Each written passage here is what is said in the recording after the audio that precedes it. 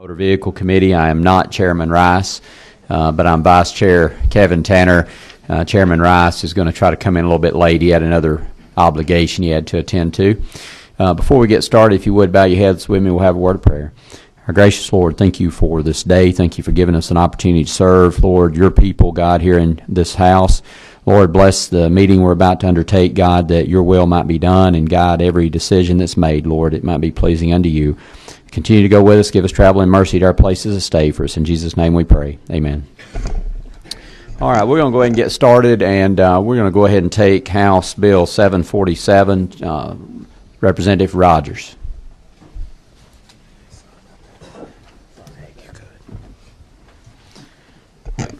Yes, sir. Okay, great. I've got House Bill 747, and we talk a lot of times about a simple little bill. This probably is one of the most simple little bills there is. It's the annual motor carrier bill of the Georgia Department of Public Safety. Basically what happens is that every year the bill has to be codified in order to meet federal law, and it ensures that the Department of Public Safety can continue to effectively prosecute unsafe commercial vehicle drivers and remove unsafe vehicles from the road. We're making one change in the bill, and it's just codifying, like I said, on Section 1, Line 13, it changes the effective date from January 1st, 2015 to January 1st, 2016. So all it is one simple little yearly change. All right, so we're operating off LC 391119, correct? Yes, sir. All right, are there any questions of the author? Hearing none, do we have a motion? All right, we have a motion. Do we have a second? Motion and a second do pass. Any other discussion? Hearing none, all those in favor, aye. Aye. Any opposed? All right, you have your bill. Thank you. Thank you very much.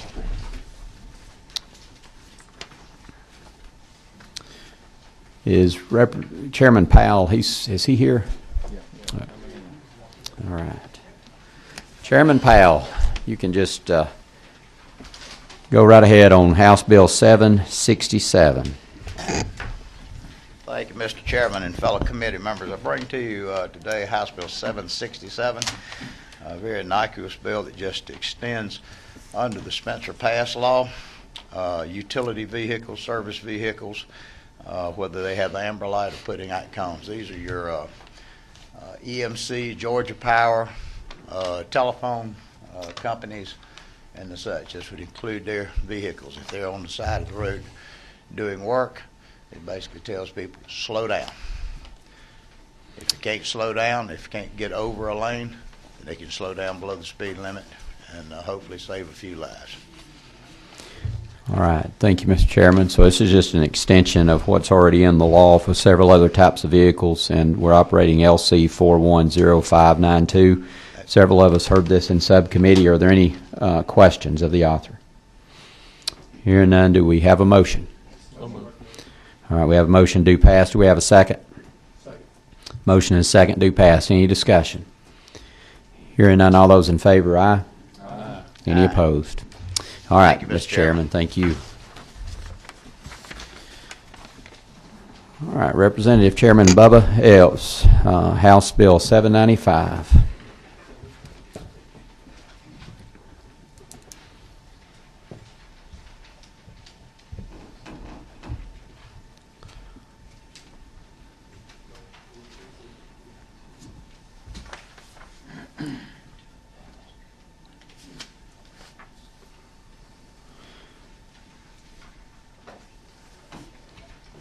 I'll just let you confirm the LC number for us, and you can go ahead. Thank you, Mr. Chairman. With your permission, I'd like to ask Harris Blackwood, Governor's Office of Highway Safety Director, to join me. Yes, that'd be great. House Bill 795, LC 391129. And I just want to give you a brief background of what this bill is concerned and what we're looking at today. In 2005, the General Assembly sought to begin restoration of public driving training with the passage of Joshua's Law. A part of this legislation established the Georgia Driver Education Commission, which would administer the program, and the program was funded by a 5% fee on all traffic fines. This fee generated $10 million per year. Unfortunately, when the recession began, the state had to use those funds for the operation of the state. They were deposited in the general fund, and the program was reduced in the fiscal year 2009 and was totally unfunded in FY10. But in 2013, Governor Deal signed Senate Bill 231, which extended the sunset provision of the act until June 30th of 2016. That legislation also reduced the surcharge from 5 to 1.5%. The governor also appointed Harris Blackwood, who is director of the governor's office of highway safety, as chairman of this driver education commission. In April of 2015, the commission issued a request for grant proposals. These proposals were sent to every public and private high school in the state of Georgia, and discussion also began with the technical college system of Georgia for the development of a statewide program for driver training. The commission approved grants for existing driving training programs totaling $874,000, and in addition, a grant of $110,000 was approved for the Georgia Vocational Rehabilitation Agency to provide vehicles with hand controls for students with physical challenges. The commission issued a grant to the technical college system to purchase 50 new vehicles that were distributed to 20 of the 22 colleges in the technical college system. And in addition to that, the commission purchased 114 console driving simulators that have also been distributed to the technical colleges.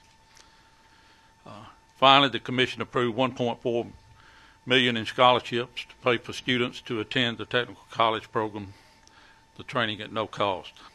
So in the first year alone, we had the opportunity to reach over 7,000 students. That gets us to 795 today. Section 1 of this bill establishes the Georgia Driver Education Commission and assigns it to the Governor's Office of Highway Safety for administrative purposes only.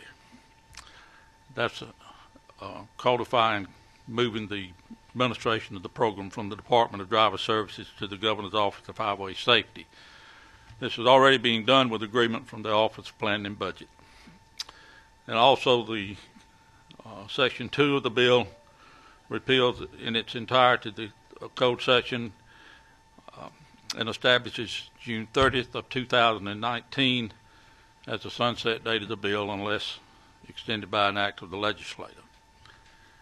Today, this program still follows the guidelines of the Department of Driver Services. Hopefully that gives you a background as to the effect of the driver training program in our state, the accountability of the funding that's been presented, and the opportunity that it's opening to over 7,000 Georgians to participate in this program. And with that, Mr. Chairman, we'll entertain questions. So the section, lines 12 through 14, where it's just moving it, administratively moving it in the law over to the Governor's Office of Highway Safety, I'm assuming all the departments involved are good with that? Absolutely, yes, sir. Okay. I believe we have a question down at number 23. Mr. Barr. Thank you, Mr. Chairman. Thank you all for coming. Could you, in 2013, when the Senate bill changed things and we did 1.5, have we been appropriating that amount of money? After the money was collected, it's money that comes, the source of it, of course, is traffic fines. Right. And we did not have money until the beginning of FY15. Okay. And we have had money, yes, we've had money every year. The first year, we were looking at about $2 million, and then in the amended budget, we got an extra $3.5 million that was fine money that had been collected at the previous rate, which was 5%. So we took that money and began buying the automobiles, buying the simulators, and spending that money. We knew there was some criticism of this in the past, that there was a lot of money left over, if you will. We made sure that we have closed that gate. We're making sure that as much money as possible gets to to the students. That's the whole goal. Okay. I was just concerned that we were appropriating it correctly when we earmark something. Absolutely. We've got every dime that we are Okay. entitled to. Okay. Thank you, sir. Chairman Powell. Thank you, Mr. Chairman. To the author of the bill, Ann Harris, if you don't mind. In past years, there's been several times I had a problem with this, especially before that percentage on the fines and all was dropped to a more rational level and all that Yes, money sir. wasn't being dumped in. But one of the questions that we have debated over here for years is that even in the inception of this legislation years ago, there was money that was being spent in a lot of local school systems that really put them in a position that they were competing with the private driver schools, even to the point that for many times we addressed the issue and debated it, but we had some school systems that were over flush, shall I say, for no better term. They were out appealing to other counties, not even the counties in their jurisdiction that they're supposed to be serving. Yes, sir. And they were basically putting the private entities out of business. Do you have any, I'm sure you've seen there's two amendments that's being proposed by Chairman Rice and myself. To the author of the bill, do you have any problems with the first amendment that says that, providing no disbursement shall be made to an educational institution if that service is being provided by a private company? Would you have any problem with that language? Yes. Yes, sir. I mean, it would essentially eliminate the program. I mean, there are 259 providers of driver's education in the state, private driver's education in the state. If if that happened, we'd have to close most of the ones that we have going right now. Really? Yes, sir. I mean, if my understanding of I haven't seen the amendment, but my understanding of the amendment is that if you're saying if we have a program at Lanier Tech in Hall County and there's a private provider in Hall County, we have to close that program. Is that my understanding of the amendment? That is your program. That is the understanding. It would, I mean, and the other question that I worry about in this is, let's say, for example, you have a program in Savannah, and there's a private provider in Savannah, and so we'll move it to Effingham County. Well, he says, well, I also provide services in Effingham County. Again, with 259 providers scattered across the state, it would pretty much eliminate this program. Yes. Please do. I'm sorry, Mr. Chairman.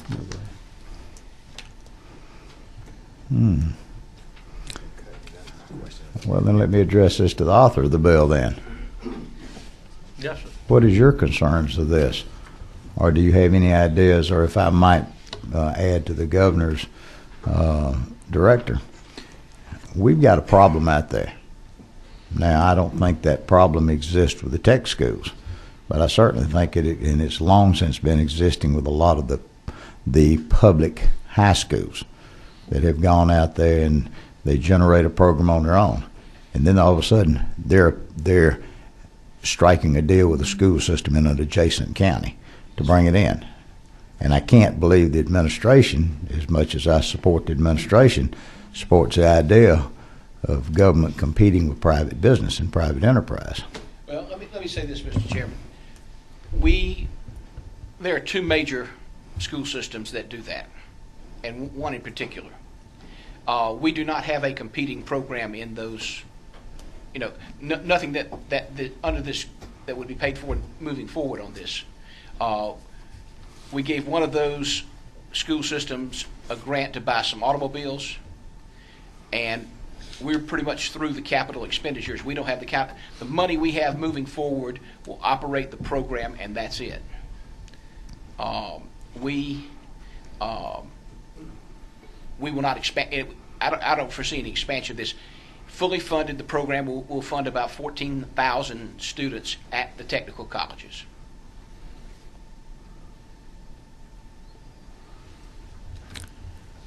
Further questions? Go ahead. If I may ask, do you have a suggestion so that we can address this situation in a more focused position about how can we deal with these folks who are competing against private industry? we've had some discussions with the private folks who are in the room right now, and we have offered in areas where there is not, for example, Gwinnett Tech did not participate in the program. Neither did Chattahoochee Tech. And the reason they didn't participate, Mr. Chairman, is that they knew there were robust programs in those two counties. But there, for example, Gwinnett Tech also serves North Fulton. They do not have an operation in North Fulton. And there's also opportunities in several other counties where Chattahoochee Tech is the provider. We have said that if they could come to an agreement with the local school system, we would go into an agreement with that school system at the same dollar amount that we're paying the technical colleges.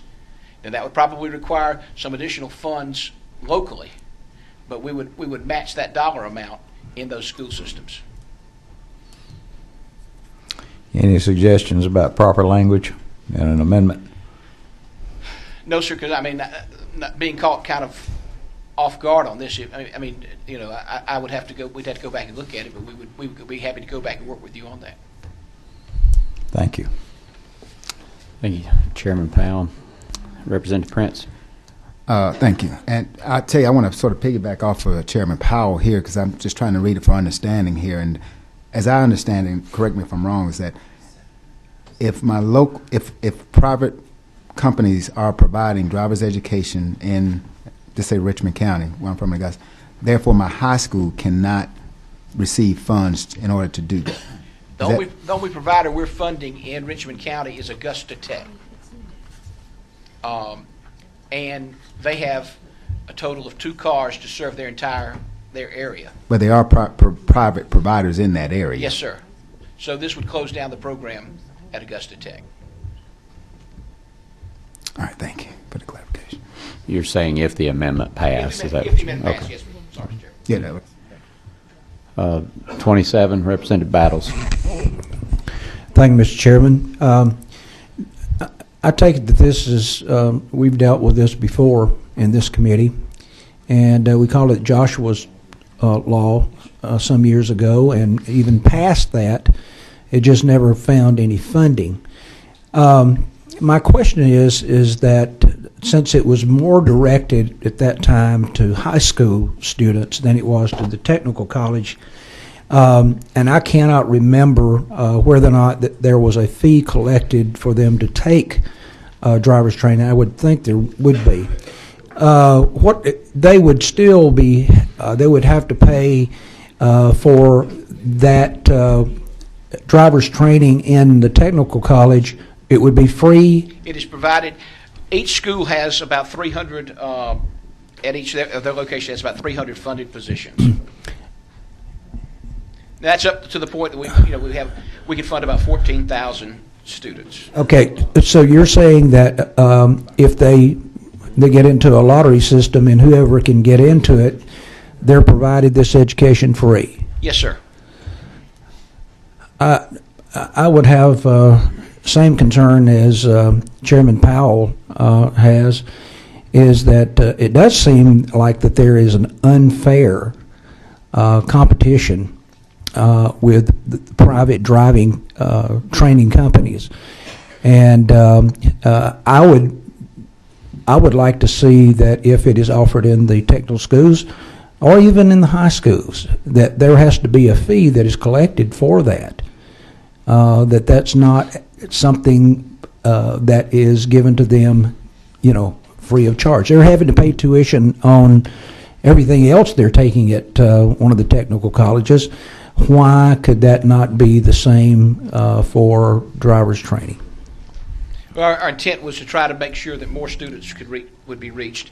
The first priority went to those who were on free and reduced lunch.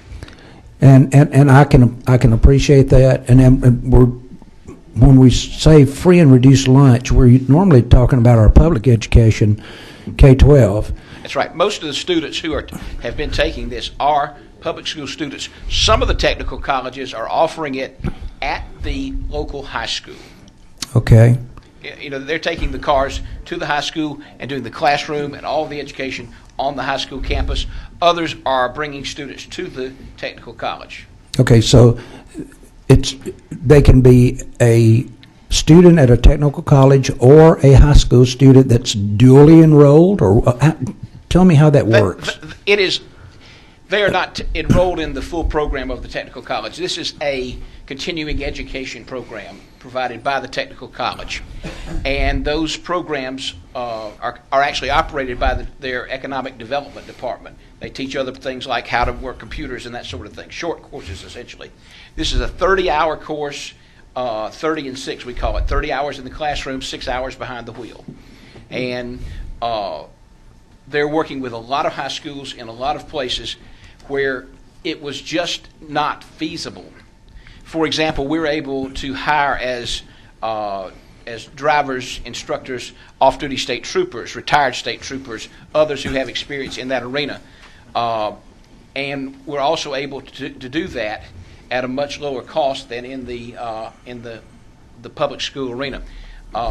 It would have to be at a course within the classroom and so forth. It became very expensive.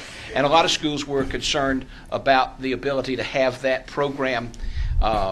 We had a 2-year funding window at the time, and a lot of them were not interested in starting a program and having it go away in 2 years. Okay, one more question, Mr. Chairman, Go if ahead. I might. Can you tell me this, because I'm not sure myself. Does anyone who signs up to the GED program, do they pay a tuition? I don't know. I'd ask, is anyone here from technical colleges? I can probably answer that for you, Chairman Battles. Most of our adult learning centers in our communities, the classes are free. The only cost associated with the GED program is the cost of the test. And but other than that, the cost of the classes typically are at no charge. Okay, thank you. I have no more questions. Are there any other questions? All right. I know that we have had a lot of discussion on this, and I think there may be. Is there some folks signed up, Craig, to speak? Is he? Okay. I believe we. Do we have anyone here that wishes to be heard on this legislation before we move forward with discussion? Sir, if you would come forward to the podium, and I will ask you to state your name and your business. Speaker on? It is on. It is. Okay. Good afternoon, Mr. Chairman, members of the committee. Because there are several members of the committee that I've not worked with in the past, allow me to introduce myself. My name is Barry Schrank. I'm president of Taggart's Driving School, founded in 1957 and headquartered since 1974 in Tucker, Georgia. I've also represented pro bono our association, named the Georgia Association of Risk Reduction in Defense and Driving Educators, and commonly referred to as GUARD for well over 30 years here at the Capitol. Taggart's has 5 classroom locations in Metro Atlanta, and we also teach the driver education program at several well-known private independent schools and for one public school system. You've already heard an explanation from Representative Epps about the background of Joshua's Law and the fact that it passed through this committee in 2005. There is some other information about that how it passed, which is an interesting story, but I'll allow maybe some member of the committee to explain that if that's deemed necessary. One excellent section of Joshua's Law, in my opinion, is a mandatory driver education requirement for 16-year-olds before they can obtain their Class D driver's license. That law, along with several other additions and changes in the law, passed by this committee over the years, plus some other factors, has led to a substantial reduction in teenage accidents and deaths on Georgia streets and highways. Once Joshua's Law was signed into law, the majority of the funds collected remained in the general fund and were allocated as had already been explained. The funds that were allocated to the new established Driver Education Commission were, by policy of the Commission, allocated to start-up programs located mostly in rural areas of the state where privately owned driving schools could not survive economically. In 2005, the House Motor Vehicle Committee found plenty of flaws with the Senate bill that was presented to them. One of those flaws, in my opinion, in our opinion, still exists.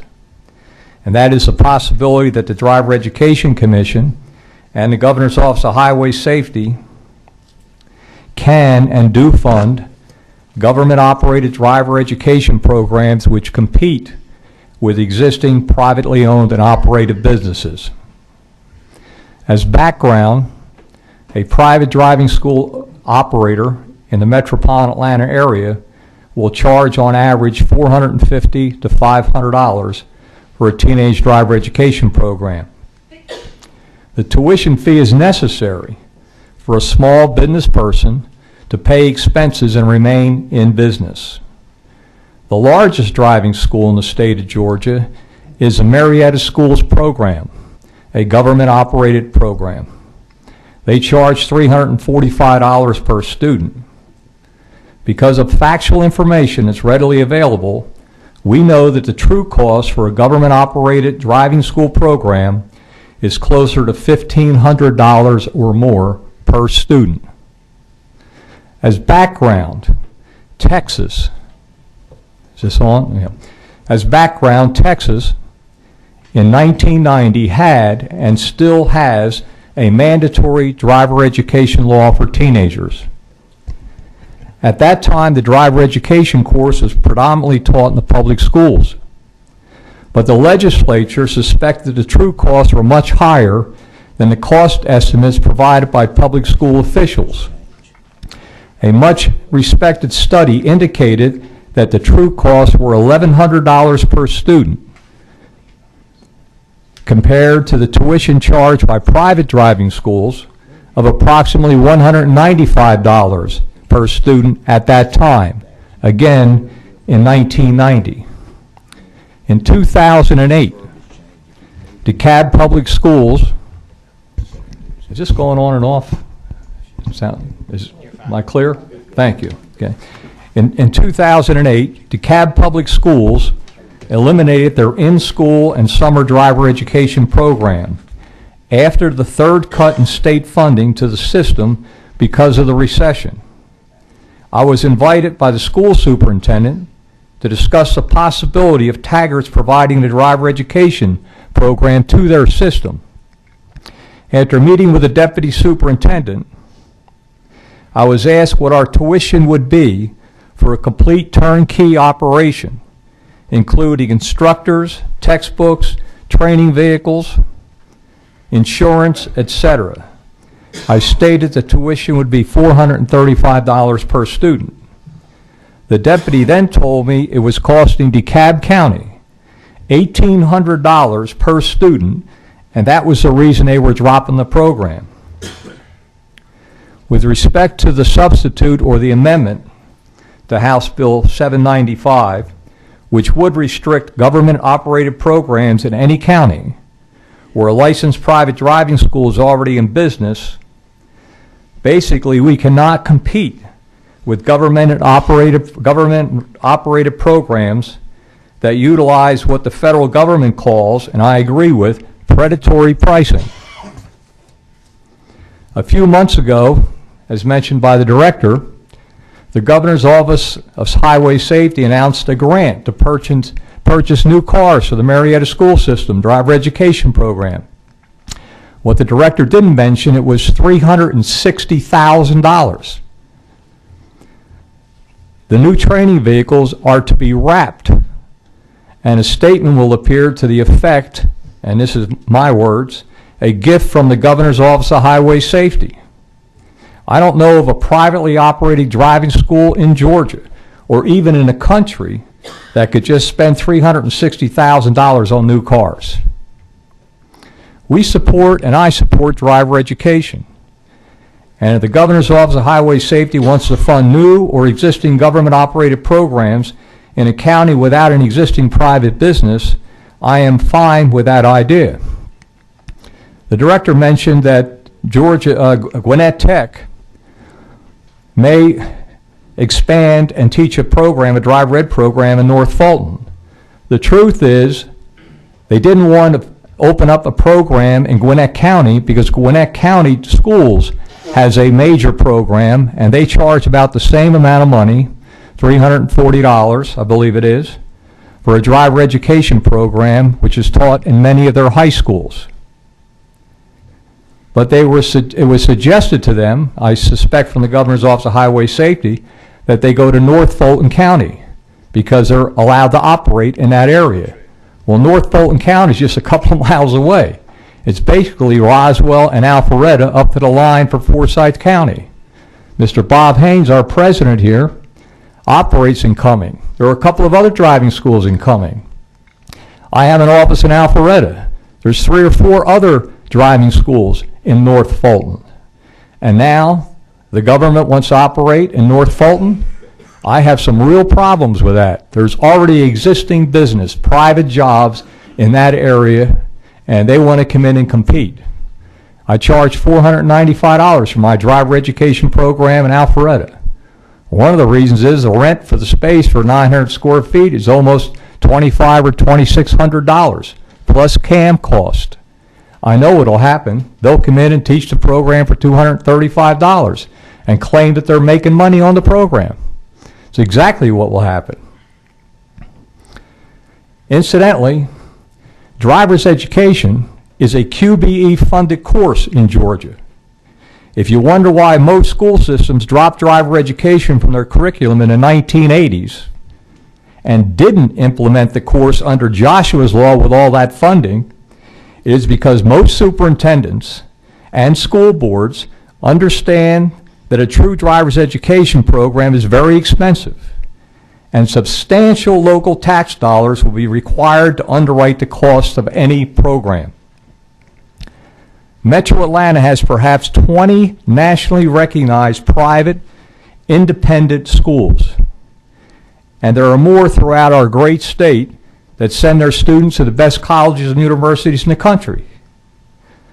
Those administrators at these independent schools learned years ago that there are major cost savings by contracting with private driving schools to provide their on-campus driver education programs, whether provided during the day school or after school. One of those schools may be familiar to you, and that is Westminster Schools, located in Atlanta in Fulton County. I had the contract to teach the driver's education program there, but I was underbid by the Marietta City Schools located in Cobb County and lost the program. Again, I suggest predatory pricing by the government. In summary, no private business can truly compete with a government-funded program, especially when their various costs are buried in another department's budget or simply not acknowledged by the bureaucracy. Thank you for the opportunity to present our views. We appreciate your time. Thank you, Mr. Schrank. Does anybody have any committee members have a question for the witness? Number 27, that would be... Yes, sir, Mr. Battles. Thank you. I'm going to flip the page a little bit. What you have spoken of is good, and I said earlier that we do not want to get into competition with the private industry. But I would venture to say that a large majority or a significant number of those who need this training would not be able to pay whatever the cost might be.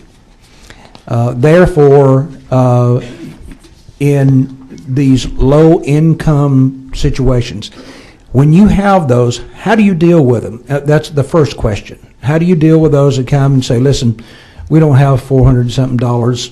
What do you tell them? Well, that has happened to us on a number of different occasions, and often it's maybe a local church that will pay half the tuition if the parents will pay the other half of the tuition. Okay, all right.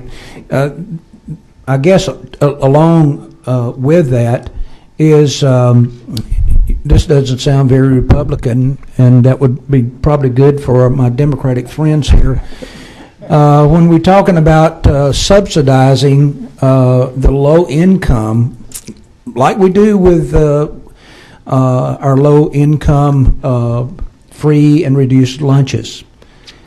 Would you be opposed if we were to fund, and the funding would be based on those who would be in that category of a free and reduced lunch, or that income gap between the ability to some pay and the inability for others to pay? I'm posing that as a question. Would you be opposed to that? Absolutely not. In fact, I would support that idea, because we know, I live in DeKalb County, thousands of teenagers do not have any driver education at all, and they wait until they're 17 years old when they don't have to have any driver's education before they get their driver's license. And I will also tell you that with the recession that we have gone through, that a lot of our middle income to upper middle income families that will pay for a driver education program didn't have the money for their child to go through a driver education program. And basically what they did, they waited until they were 17 years old and they didn't have to take driver's ed before they got their driver's license. Okay.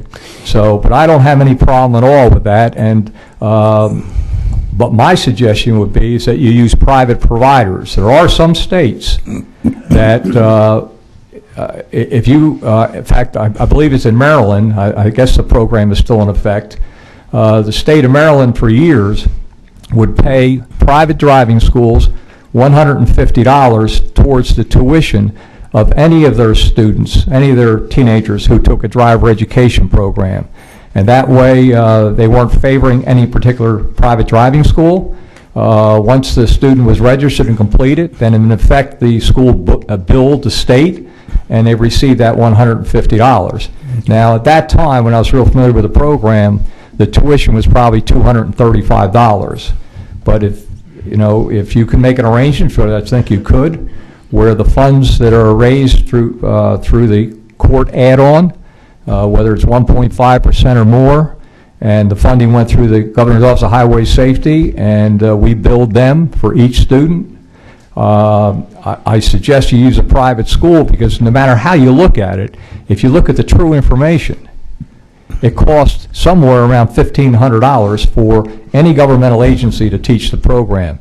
If they use standard accounting practices and have a list of all the expenses, just like I have on my P&L at the end of the month. Thank you. And just to follow up with that. Yes, sir. I can't imagine somebody going to a private school that would have financial problems.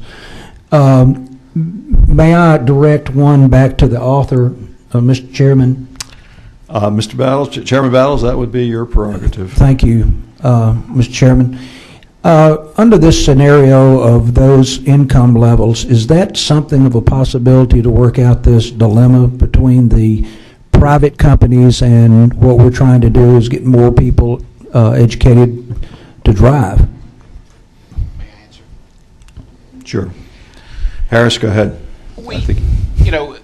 I'm sure we can work out any program that this General Assembly directs us to, and we will do whatever we can. We have given, for example, we directed some of these funds to an organization that works specifically with foster children, and they're making sure that those children are getting in a program. We're working to make sure, as we said, first priority went to those who were free and reduced lunch, and we did not. As an amendment to the bill. He is not here. He has asked that we suspend on the bill until he either gets back or we have an opportunity to reconvene on it. So I'm going to suspend on the bill at this point in time. Since I don't see him, I want to give him a chance to have his amendment and to discuss that. And for the committee's purposes, the amendment is in your folders, and basically you can read the specifics on that at this particular point in time, or just take it with you and read it later. But anyway, thank you so much for coming today, and we'll continue on with this. We understand the importance of the bill. Thank you, sir. Thank you, Mr. Chairman. Okay, Representative Kirby, where is he today? There he is. Okay, we're gonna move on to House Bill 797, Representative Kirby's bill concerning motorcycle helmets. There is a sign-up sheet that has 6 folks signed up on it. And we have we have four for the bill and 2 opposed to the bill. And I think just in the interest of time, we have to close off here by 2 o'clock, I believe, is the time frame. Is that my right? Next group's coming in here. Well, we might be able just to steal a little bit of their time. In any event, why don't you present your bill, Mr. Kirby, or Representative Kirby, and we'll go from there. All right. Thank you, Mr. Chairman, and with other people wanting to speak, I'll be very brief in answering questions you have. Real simple. This is a bill about restoring liberty. We're using helmets as a vehicle, but this is truly about liberty and getting government out of our lives. When you look at mandatory helmets for a moped, for all people in the state of Georgia, mandatory helmets for a 3-wheel vehicle like a Polaris Slingshot that has a cockpit, seat belts, probably not a whole lot more different than some of the small convertibles like a Mazda Miata. Well, why are we mandating adults wear helmets on that? And in the motorcycles, again, we're one of 18 states left that has mandatory helmets for all motorcycle drivers. Only 18 states left to have that. This is about people making wise choices as adults. You'll hear from the driving community. I haven't even met with them. I'll tell you as far as those here today, but I know exactly what they're going to tell you. I'm not going to ride my bike without a helmet, but I don't need the government to make me do it. And that's what this bill is about, is restoring that liberty to our citizens. If we took it to the insurance companies and they say, no, the cost goes up, the medical community, all the injuries are worse. Well, then maybe we ought to look at helmets in cars. We know people hit their head in windshields and dashboards. Matter of fact, take a page from NASCAR and make everybody wear a Hans device. Most people understand that Dale Earnhardt would have survived that wreck had he been wearing a Hans device that day, so NASCAR's require that for all drivers now. We don't make people wear fire suits, but those would make them safer in a wreck. We've just singled out motorcycles and said, no, you're not smart enough to do what you need to. We're going to make you wear a helmet, 3-wheel vehicle, and a moped. So simply put, this is about restoring liberty to our citizens and allowing them the freedom to exercise their choice when they're on their bike, 3-wheelers, or mopeds. And with that, I'll defer to questions or allow the other people who want to speak because I know time is short. If you want to push your button, if you have a question of the author of the bill, again, this is hearing only today. There'll be no vote on this bill today, but I do want to get the arguments out. So, Mr. Kirby, I think you've done a great job of explaining it. This is either an on or off type of, literally on or off type of situation, right? So there are no questions for you. Therefore, I'm going to call actually there's 5 opposed to this and 1 for. I'm going to call Mr. Greg Alsbeck. Where is he? There he is. Okay. Haven't seen you for a couple of years. How you doing? Okay. Welcome. Come on up and talk to us about your position of being for the bill. I'd like to speak in support of the bill. Thank you, Mr. Chairman, members of the committee. First, I'd like to applaud him for having the good sense to modify this bill rather than to repeal it. In all the bills that we've put up in the past, we've always tried to make sure to maintain helmet mandate for those under age of 18 that haven't made it quite to the age of being able to make wise choices. One of the things that's always kind of struck me is that I just got it from my nephew recently. Watching ISIS, watching all these guys ride around in the desert not wearing helmets. Most repressive regime on earth, no helmet law. Before them it was the Taliban, no helmet law. Then our troops come home to Georgia, and guess what? They've got a helmet law. This is in the land of the free and the home of the brave. Okay, folks, this is time to be free and brave. This law is one that can actually go away. We've got 32 states that are getting along fine without them. We hear a lot of less government in people's lives, but it always seems to apply to some corporation's ability to turn a buck in some nefarious way rather than individual liberties. So I think the individual liberty end of that argument has actually been getting short shrift for quite a number of years. This is a law we can simply get rid of, and we can do this safely. 32 states have done so, so can Georgia. Thank you. Thank you. You want to take any questions? Any questions? Does anybody have any questions for Mr. Alsbeck? I don't see anything. So thank you for coming. Thank you for speaking up on behalf of your bill. I'm going to call David Tatum from the Children's Hospital. He's opposed to the bill. Mr. Tatum, you want to tell us why you're opposed? Thank you, Mr. Chairman. David Tatum with Children's Health Care of Atlanta. I get asked a lot why a children's hospital cares about this bill. There are a number of reasons. First is we do not believe that children will wear their bicycle helmets if motorcyclists who are adults choose not to wear their motorcycle helmets. And we believe that'll increase the rate of injury for children under the age of 18. Also, this bill's been floating around in different versions for a couple of decades here at the General Assembly because I've been dealing with it that long. And law enforcement has historically testified that they cannot tell the difference between someone who's 16 and 17 years old or 18 and above going down the road on a motorcycle.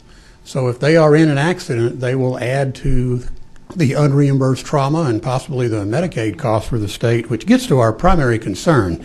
You've got a document from us in front of you that has a picture, a map of the United States on the front.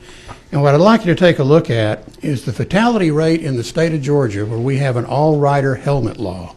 It's only 10% versus our neighboring state of South Carolina, which allows you not to wear a helmet if you're 21 and over, and their fatality rate is 79%. Or go down to Florida with a similar situation, their fatality rate is 56%. I'm not going to go through the entire document, but there's data in here from CDC that looked at 105 motorcyclists at a major trauma center and concluded that 63% of the care was paid for with public funds, with Medicaid accounting for half the charges.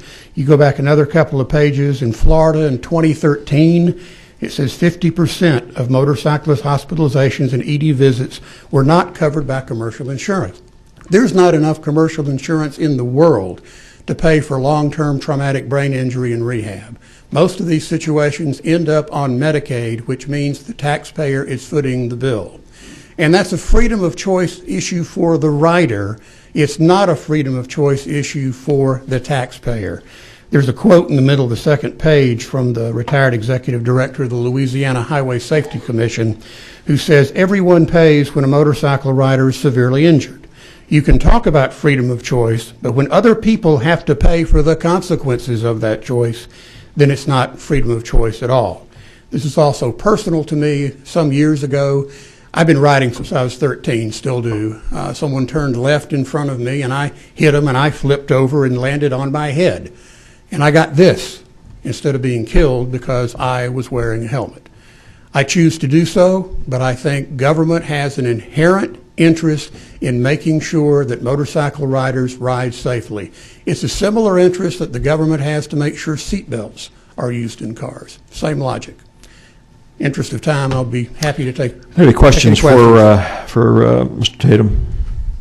I don't see any questions. Thank you so much for coming today. I'm going to call Bobby Potter from State Farm. You want to come to the microphone, Mr. Potter, and tell us your interest in this bill? Yes, sir. On behalf of State Farm, I've probably followed David Tatum a time or two in the emergency room physician at Grady 10 or 15 years ago with the same interest. Simply from a safety standpoint, we have opposed this bill of shifting from mandatory helmet to no helmet, and we continue to do that.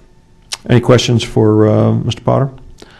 I see none, but you can stand up there for a second if you will. I got one question. Do we know how much, tell us about motorcycle insurance for a second. Your firm provides that, obviously. State Farm does sell it. I can't tell you much more. Okay, so you don't have any of the details of how much or how many or anything? No, like but that. from a policy standpoint, we could pay out policy limits, but what David had indicated is the ultimate cost is going to be on the state, because there's just no price for maintaining a catastrophically injured person that way. It's not a big price if it's a death. It's the big price when it's not quite a death. Okay. Any other questions? I don't see any. Thank you, Mr. Potter. I'm going to call Harris Blackwood back to the microphone. Director Blackwood, thank you so much for coming again today. Thank you, sir. Bill. This is the first time you've testified on two bills in the same day in our committee. There's a first Congratulations. There's a first time for everything. Mr. Chairman, I rise in opposition to this. Last year in Georgia, we had a less than good year in terms of the number of fatalities. We had a 17% increase in the number of fatalities. Our number of motorcycle fatalities went up slightly, but not significantly. They have gone down in the last few years. We have a helmet law that is working. When our neighbors to the south in Florida repealed their helmet law, the fatalities went up 50% the first year, and they have continued to go up since then. Last year we lost 142 people in motorcycle crashes. If that 50% number is true, we can write the death certificates for 70 people. 70 people. There's not 70 people hardly in this room. So who are we going to pick? We have an opportunity to continue to use a safety device that is working. We know it works. And just like we know seatbelts work, just like we know airbags work, we have a safety device that is saving lives. I ask you today to keep it in use. Thank you. Any questions? I don't see any questions. Director Blackwell, thanks for coming. Next person to testify will be Tim Kibler from the Georgia Alliance of, I can't even read it. I'm going to help. I apologize for my handwriting, Mr. Chairman. Tim Kibler with the Georgia Alliance of Community Hospitals. That's your public, not-for-profit hospitals in the state and some private church-founded hospitals in our state. And most of the trauma centers in our state are members of our organization. And we would also oppose the bill. I won't repeat what Mr. Tatum has already said, but I do want to express the concern that our trauma centers will end up having to pay either to pursue Medicaid for additional funds to provide services for the folks that are hurt in these accidents, or will not get compensated at all for the care that they will provide, and that's a major concern. As you all know, we're not fully funding our trauma care as is, and we certainly don't want to do anything to enhance the costs that are out there now. Any questions for Mr. Kibler? I don't see any. Tim, thanks for coming today. Shay Ross from GHA. I said that right? It's Shay. Thank you. Shay. Shay. I'm Shay Ross. Thank you, Chairman and committee members. I'm from the Georgia Hospital Association, and just very briefly, we oppose this legislation as well, and just echo what Children's Healthcare of Atlanta has said, what David Tatum stated earlier. So. Okay. Thank you for testifying today. Appreciate that. That's all the people who are signed up to testify. Are there any questions, again, after hearing that testimony, any questions for the author? Any committee members? There seems to be dead silence out there today. I mean, it's, pardon? Did I get it closed? Oh, you absolutely can close. Yes. Thank You're you, recognized. Chairman. Thank you. And, you know, we knew exactly what was going to be said here today. The thing is, I've read through this bill multiple times, and nowhere does it say no helmets allowed. If everybody took their helmets off, everything they told you would probably be true. But you could talk to the riding community, and they say the same thing. This is about liberty. I'm not going to ride my bike without a helmet. I don't expect to see these changes in these numbers. I'm not going to sit here and say everybody in Georgia is smarter than people in Florida and South Carolina, but our riding community is very, very consistent in telling me we're going to wear our helmets when we ride. This is about liberty. This is about government not telling us we have to. Let us make that wise choice on our own, and we're going to continue to do it. If we had a law that says they weren't allowed to wear a helmet, yeah, that would be bad. But this one's just simply saying, you're an adult, you make your own choice, take government out of our lives, restore a piece of liberty that's been lost. Thank you, Mr. Chairman.